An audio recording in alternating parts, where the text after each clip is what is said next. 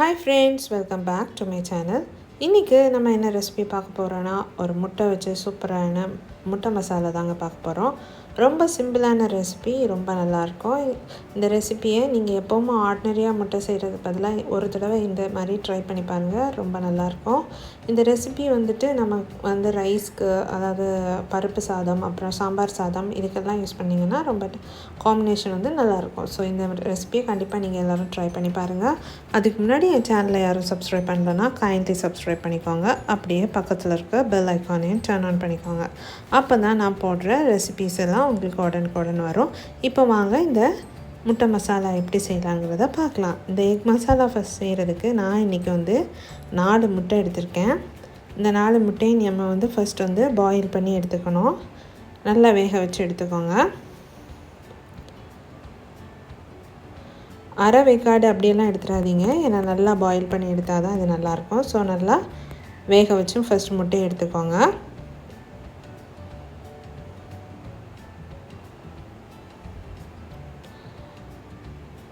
அப்புறமா வெங்காயத்தை பொடிசாக நறுக்கி வச்சுக்கோங்க. இதுக்கு சின்ன வெங்காயம் போட்டாலும் டேஸ்ட்டாக இருக்கும். நான் இன்றைக்கி பெரிய வெங்காயம் தான் எடுத்திருக்கேன்.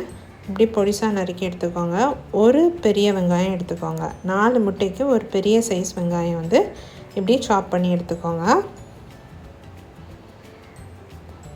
இப்போ இதுக்குள்ளே மசாலா ரெடி பண்ணிடலாம். அதுக்கு ஒரு மிக்ஸி ஜாரில் அரை கப் தேங்காய் சேர்த்துக்கோங்க. ஒரு 1/4 டீஸ்பூன் மஞ்சள்தூள் சேர்த்துக்கோங்க.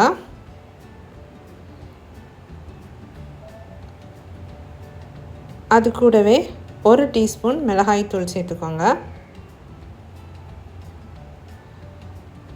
1/4 டீஸ்பூன் பெருஞ்சீரகம் சேர்த்துக்கோங்க. கொஞ்சமாக கருவேப்பிலை சேர்த்துக்கோங்க. கூடவே 1 டேபிள் ஸ்பூன் நறுக்குனா வெங்காயத்தை சேர்த்துக்கோங்க. சேர்த்து இவ்வளோத்தையும் நல்லா குறைன்னு மிக்சியில் அரைச்சி எடுத்துக்கோங்க. ரொம்ப மையாக அரைக்காமல் ரிவர்ஸ் பல்ஸில் ஒன்ஸ் இப்படி அரைச்சி எடுத்துக்கோங்க. இப்போ நம்மளோட எக்குக்கு தேவையான மசாலா ரெடி ஆயிடுச்சு.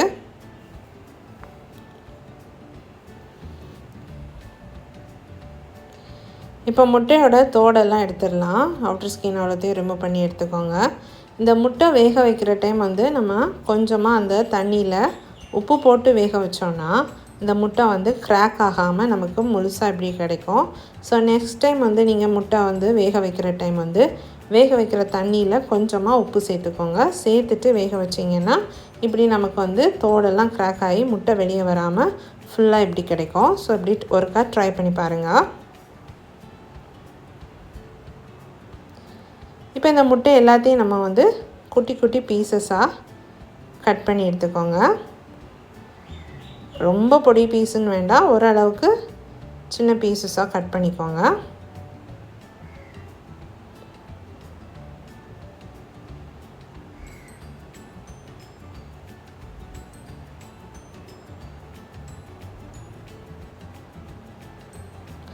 எப்போவும் நமக்கு ஒரே மாதிரி முட்டை வச்சு ட்ரை பண்ணுறதோட இந்த மாதிரி ஒரு தடவை செஞ்சு பாருங்கள். ஆல்வேஸ் ஆம்லெட் தென் எக் புர்ஜிங்கிற செய்கிறதுக்கு பதிலாக ஒரு டைம் இந்த மாதிரி இந்த மசாலா செஞ்சு பாருங்கள், ரொம்ப நல்லாயிருக்கும். இப்போ கடாயில் 2 டேபிள் ஸ்பூன் எண்ணெய் ஊற்றிக்கோங்க. எண்ணெய் கொஞ்சம் சூடாகட்டும்.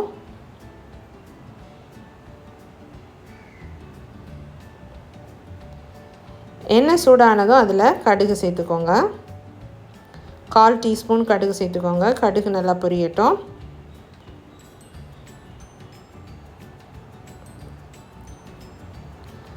கடுகு பொரிஞ்சதும் அதில் நம்ம நறுக்கி வச்சுருக்க வெங்காயத்தை சேர்த்துக்கோங்க. கூடவே கொஞ்சம் கருவேப்பிலையும் சேர்த்துக்கோங்க. சேர்த்து நல்லா வதக்கிக்கோங்க.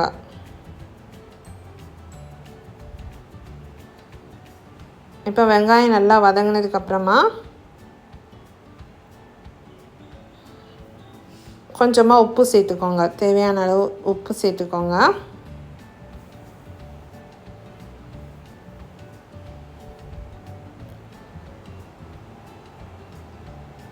சேர்த்துட்டு நல்லா மிக்ஸ் பண்ணி விட்டுருங்க.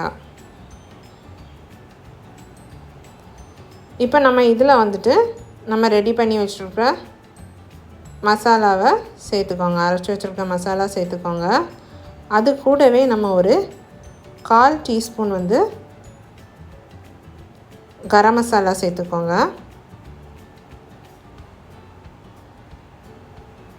அப்புறம் அந்த மிக்ஸியை ரின்ஸ் பண்ணி கொஞ்சமாக தண்ணியும் சேர்த்துக்கோங்க. சேர்த்துட்டு எல்லாத்தையும் நல்லா மிக்ஸ் பண்ணிக்கோங்க. மிக்ஸ் பண்ணிவிட்டு இதோட நம்ம மசாலாவோட பச்சை வாசனை போகிற அளவுக்கு வந்து கொஞ்சம் நேரம் குக் பண்ணி எடுத்துக்கோங்க. நம்ம குக் பண்ணி எடுக்கிற டைம் இந்த தண்ணியும் லைட்டாக வற்றி இருக்கும். இப்படி ஆனதும் நம்ம இப்போது ஆல்ரெடி பீஸாக கட் பண்ணி வச்சுருக்க முட்டையை இதில் ஆட் பண்ணிக்கலாம். ஆட் பண்ணிவிட்டு நல்லா மிக்ஸ் பண்ணி விட்டுருங்க. இப்படி நல்லா மிக்ஸ் பண்ணிக்கோங்க. மசாலா எல்லா இடத்துலையும் பைண்ட் ஆகிற அளவுக்கு நல்லா மிக்ஸ் பண்ணிக்கோங்க.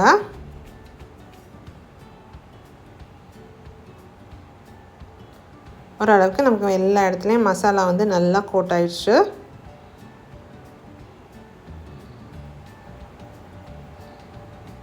இப்போ இதில் வந்துட்டு ஃபைனலாக சாப் பண்ண கொரியாண்டர் லீவ்ஸ் போட்டு ஸ்டவ் ஆஃப் பண்ணிடுங்க. சூப்பரான எக் மசாலா ரெடிங்க. ரொம்ப சிம்பிளான ரெசிபி தான், ஈஸியாக செஞ்சிடலாம், ரொம்ப டேஸ்ட்டாக இருக்கும். ஸோ கண்டிப்பாக நீங்களும் இந்த ரெசிபியை ட்ரை பண்ணி பாருங்கள். எப்போவுமே ஒரே மாதிரி முட்டை கூட்டு செஞ்சு சாப்பிட்றதுக்கு பதிலாக இந்த மாதிரி ஒரு தடவை இந்த ஸ்டைலில் நீங்கள் வந்து முட்டை ட்ரை பண்ணி பாருங்கள். முட்டையில் இந்த முட்டை வந்துட்டு நல்ல காம்பினேஷன் வந்து சாம்பார் சாதமும் பருப்பு சாதமும் தான், ரொம்ப நல்லாயிருக்கும். ஸோ நீங்கள் எல்லோரும் இந்த ரெசிபியை உங்கள் வீட்டில் ட்ரை பண்ணி பாருங்கள். என் ரெசிபிஸ் உங்களுக்கு பிடிச்சிருந்துச்சுன்னா மறக்காமல் என் சேனலை சப்ஸ்கிரைப் பண்ணுங்கள், லைக் பண்ணுங்கள், ஷேர் பண்ணுங்கள். தேங்க்யூ.